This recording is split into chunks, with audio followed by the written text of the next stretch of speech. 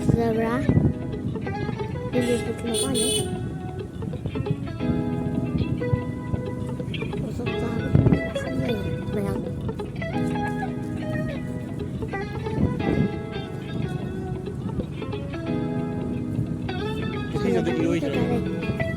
Hoy, aku jelas tidak biar.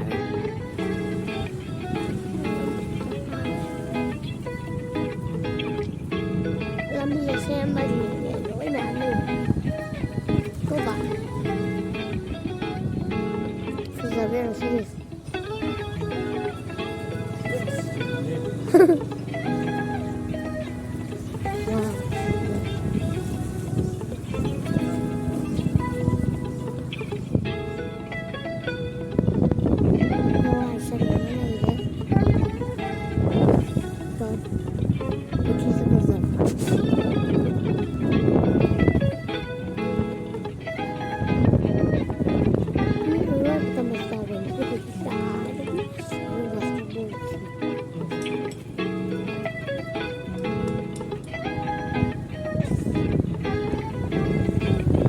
Zebra and snakes.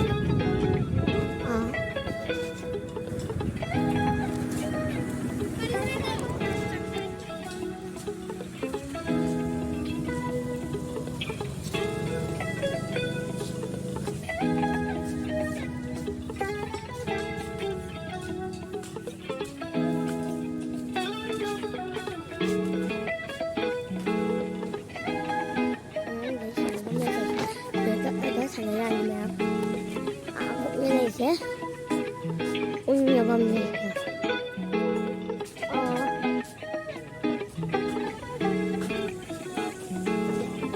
rồi anh bạn ra ra sống đông mà thằng tự sẽ ra hải chia đi làm cái vòng này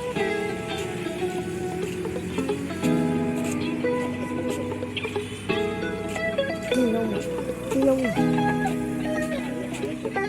ở đây nó rất hại em ở đây rồi anh ăn thấy sao là không phải cái sữa luôn thật tiêu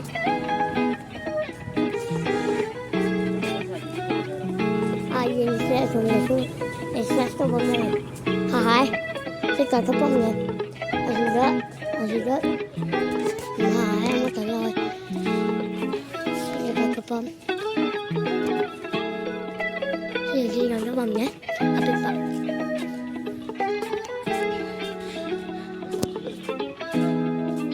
xin cả đây rồi không sai cái đây rồi đó rồi cho mình xin mình được cái đó xin cái kia rồi mất xin cái kia mà con sẽ cái dài này ăn ngắm mà cái dài xe mà gì đó ui là vâng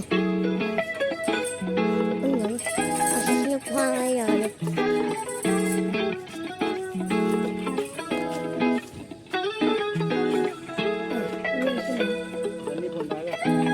mà cái gì cô có thằng nào bông mây nào mất kìa